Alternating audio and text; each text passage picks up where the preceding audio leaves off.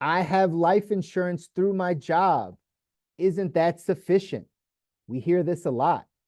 Hey, listen, Chris, I don't really need insurance because I have insurance through my job. To that person, I would ask a few questions. And if that's you, not here to offend or here to push back, just here to educate, right? Here's a question I would always ask. If you said, hey, I just have insurance through my job, here's a question for you. Do you plan on staying at that job for the rest of your life? Meaning until you die, like the rest of your life. Most people, the answer is no. And if you are the person that says, yes, I will work at this job until I die, until I pass away, the other question is, does your job plan on keeping you there that long? Because when you have a job, they control whether you're there or not there.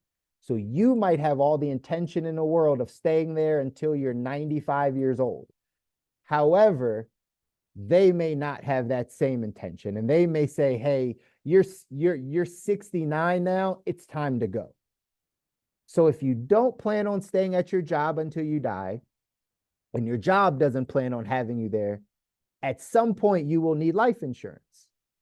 Whether that's in 10 years you choose to retire or quit, or 15 years you get fired, whatever time that comes, there will be a point in time where you have no more coverage if you just had it through your job. And what I said before, life insurance only deals with your age and your health. So the longer you rely on the job insurance, the less likely you are to actually get coverage after you leave the job, which then your family's burdened now because now they have no protection. They have nothing to even bury you with, not to mention pay the mortgage, pay the house, pay the kids' education or any of the other things that your income is needed for. So that's a question.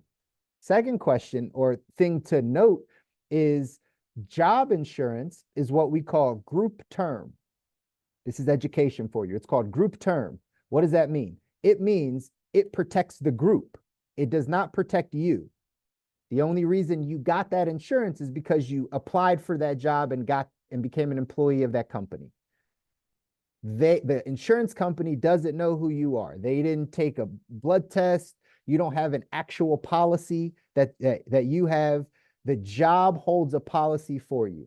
So because of that, if you were to pass away, it would normally take anywhere from 6 months to a year for your family to receive any benefit from your job.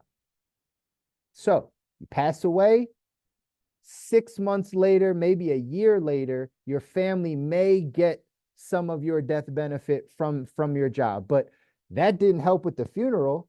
That didn't help with any of the stuff that led up to that 6 to 12 months. So your family is still left in a position where they're underinsured.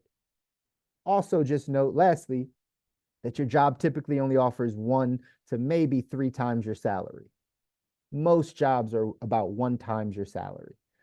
So again, if proper protection is 5 to 10 times, then again, having job insurance, you're severely underinsured.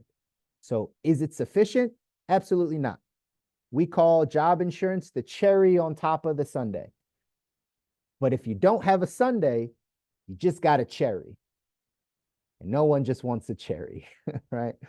So it's not sufficient to just have job insurance no matter what age or stage you're in. If you need to be properly protected personally for yourself outside of the job.